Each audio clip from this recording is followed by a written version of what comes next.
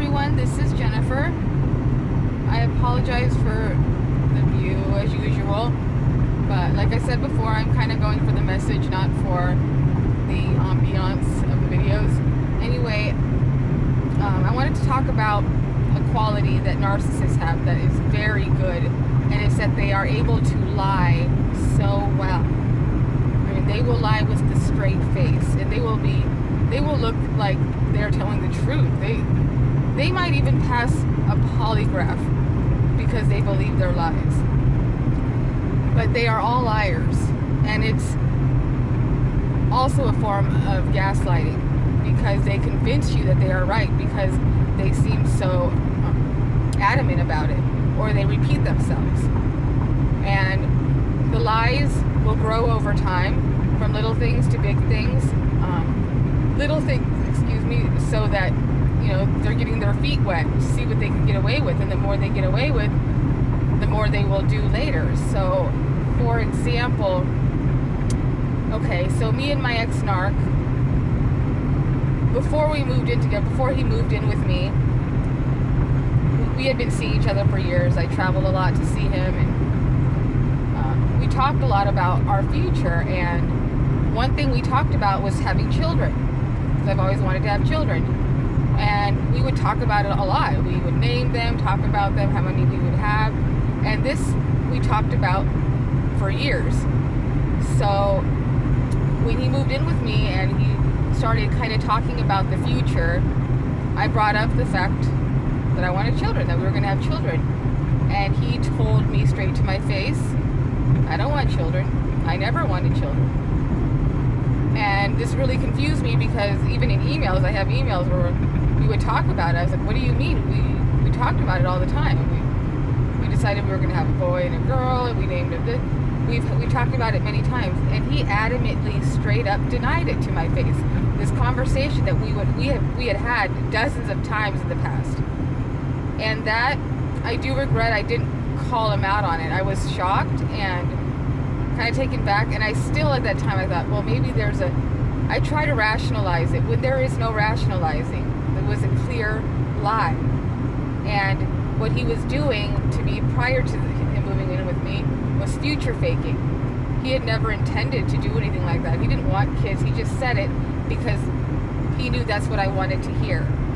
But I didn't really call him. I mean, I did in a way, but I wasn't really upset about it. Like, even though that's a huge lie. That's a huge lie. That's very important in relationships.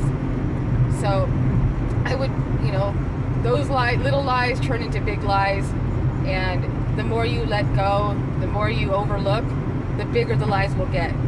So just putting that out there. I don't know if I told this story before, but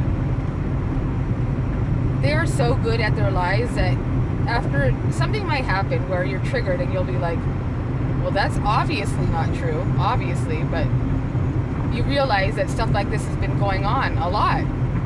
And for example, my example would be, like I said, I don't know if I gave this example, but at one point my narc and I were watching something on the History Channel, and it had to do with Spartacus. Now, I enjoy Spartacus very much. I know all about the history. Actually, I love Roman history in general. I enjoy researching, learning about it, so I kind of know a lot about it. But so we're watching this documentary, and he looks at me and he says, Spartacus didn't even make it more than like a few days. He only had like 100 people following him. And this, I knew he was wrong. And I started to correct him, and I was like, actually, no. He had like 70,000 people. He lasted for about 5 years.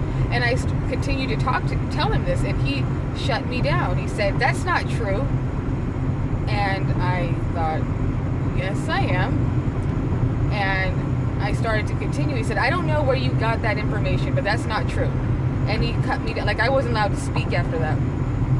But right after that conversation, I remember sitting there thinking, oh my God, how many times has this happened? This incident like Spartacus, where I was put in my place or shut down when I was right. Because I knew I was right. And even at that time, because I was very upset and hurt by this, because he shut me down right there. No more talking. He was right. What I did was I went and even though I knew it was right, I went and got evidence from 3 different sources on the internet, and I validated myself that I was right, first of all. Something I already knew. Shouldn't have done that. There's no reason to do that. But then I also, later that evening, I was like, I'm going to present him with this evidence, and I'm going to tell him, like, you're wrong, look. And so later that night I said, hey, like, you need to apologize. You yelled at me and you were wrong about Spartacus. And he tells me, oh, about that, yeah, I looked it up on Wikipedia, and the first time I looked it up, it said something else, and then the second time it was something totally different. So in essence, that was his apology, him blaming Wikipedia. He did not own up to it. He didn't. Him saying this said a lot, which is, number one, he also looked it up after he had yelled at me. He knew that he was wrong. And he had known this for the entire day, but instead of being a man and saying, hey, I'm sorry, I looked it up and you're right, and I shouldn't have yelled at you, he didn't say anything at all. He didn't even think to at least man up and apologize. He blamed Wikipedia. And that is their fault. So no responsibility at all. And it's lies like that that you start to believe because they're so good at trying to make you believe them because they're adamant about what they're saying. So watch out for this, because the more you allow them to get away with, the bigger their lies get, and it can be very outrageous if you're in a relationship with a narcissist for a long period of time, because you start to believe some crazy shit that's not true.